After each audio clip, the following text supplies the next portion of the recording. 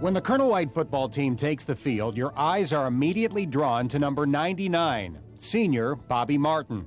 He was born without legs, and the determination not to let that stop him from doing anything. I want to be treated normal. Like when I was little, they had me in special ed class because I ain't had no legs. I wanted to get out of that. I got out of that. I just want to be a normal kid. It's beautiful to see somebody with that, you know what I'm saying, he's not handicapped. He's handicapped in some people's eyes, but he's not in the team's eyes. Many people find it hard to believe that Bobby Martin can actually play football, but not the people who have seen him navigate the stairs and the hallways of Colonel White High School. Bobby glides up and down stairs on his arms and literally flies down the halls on a makeshift skateboard. About the only thing that slows him down are the constant hugs. What he has accomplished in 17 years, you know, it just amazes me. You know, every day he shocks us doing something different. To the team, they love Bobby. Bobby is a reserve on the defensive line. In the season opener against Valley View, he made his first career tackle. They faked the ball to the wingback. He tried to sneak up, and I met him at the line of scrimmage, and then I tackled him. As soon as he got there, I was waiting on him for about a good 2 seconds. Man, he came and I tackled him. He told me, once we got up, he shook my hand and said, "Nice play." When Bobby got in the game and he got that tackle, I couldn't let the other guys see the emotions as they were coming out of me. So I walked down to the other end of the field, and I was just, tears were just coming down my face. I was so happy for him. But after playing in 3 games, Bobby was ruled ineligible in week 4. After he was on the field for 1 play on a punt return, the officials ruled he could not continue because he wasn't wearing the proper equipment, including shoes. Even after tying a pair to his uniform, Bobby was kept off the field. I was embarrassed for him because of the people that were laughing at him. And at that point, it became not Bobby the ball player or Bobby the guy with no legs. It was Bobby the clown. They made a fool out of him. Tying shoes around my waist. I never did anything like that. He told a few of the guys in the car, he said, "That's the first time ever in my life that I felt like I was nothing. I was different because they said I couldn't do something that I love to do." Ohio officials say Bobby will be allowed to play the rest of the year. Opposing ball carriers should consider that a warning. Bobby's gonna come up and hit you. He'll leap off the ground. He'll try and hit you dead in your chest. He really will. I can play basketball, wrestle, anything that a normal kid can do, I can do. Our own Dan Hoard is the radio voice of the UC Bearcats. Well, of course, Dan was calling tonight's game against St. Louis, but he wasn't the only one in the arena doing Bearcats play-by-play. Dan joins us live from Fifth Third Arena to explain. Dan? Jack and Tricia, thank you very much. The official attendance tonight here at Fifth Third Arena was 12,886. But if they wanted to be precise, it should have been 12,886 plus 1 dog. Roger Cobb is a season ticket holder. He's also blind. His guide dog helps him navigate his way to his seat. His brother-in-law and close friend, Jeff Thomas, helps him watch the game. Here is their remarkable story. They meet at the Chicken on the Run restaurant in Deer Park several hours before every UC home game. That's where Jeff Thomas and Roger Cobb go over a detailed scouting report on the Bearcats' opponent. And I do mean detailed. Favorite food, spaghetti, chicken, lasagna. Favorite midnight snack is Doritos. Jeff shares responsibility with Roger's dog, Danny. Together, they are his eyes.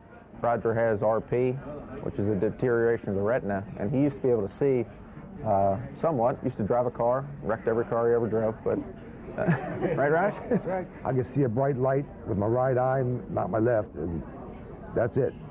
And it's been like that since, gosh, in the mid-90s. That presented an obvious problem when it came to his beloved Bearcats. How would he watch the games? We'd still go to the games, and he used to just ask me what's going on because he couldn't really see. So I just started telling him what was going on during the game, and it evolved over the years. So now it's a full-time play-by-play. That's right. They sit close together in the upper deck. Danny has a spot too. And Roger watches every game through Jeff's vivid description. White throws it inside of Max Seal, backs his way in, kicks out to a wide open field. Three's got it. Field Williams, good kick out by Jason Max Seal. I see more of the game now because he tells me so much going on that I never noticed before. Dean off a screen, top of the key, now to Garcia. He fakes the three, working on James White. James White with a foul. Reach-in foul on James White. Did he move his feet? He just reached in. Their vantage point presents challenges. For Jeff, it's seeing around fans returning from the concession stand. For Roger, it's climbing the stairs. He took a nasty tumble earlier this year. I only hit 25 staples and 8 stitches in my head. That's just a flesh wound, you know? The stroke he suffered in 1999 was far more serious, but Roger was determined not to miss a game. Couldn't move his right side. Could barely lift his arm. And he's saying, I will be at the UC basketball games. He said, I will walk in too. If Robert Whaley had the work ethic he did, he'd be in the NBA right now. Field Williams, wearing 2 different colored shoes, toes the line with his black sneaker. With Jeff's detailed commentary, it's easy to see why Roger enjoys listening. Still, wouldn't it be easier to stay at home and listen to the radio? There's nothing like a live sporting event. You can't get the same reaction, the buzz in the atmosphere and the thrill if you don't go. You have to be there. That's all I can say. I mean, it's just not the same unless you're there. Here's one more note on Jeff Thomas, who does such a wonderful job of describing the game for Roger. He is the father of the area's best high school girls basketball player, Mel Thomas from Mount Notre Dame. She's a McDonald's All-American who will play at the University of Connecticut next year.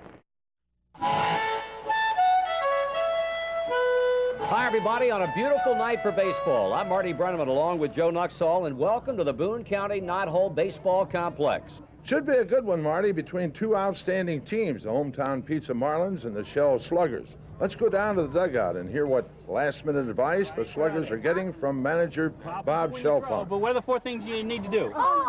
Throw, hit, and run. There's only 4 things we got to do, okay? If we do those better than the other team, we'll be fine. Jake Burns gets a start for the Sluggers, and we're all set for baseball.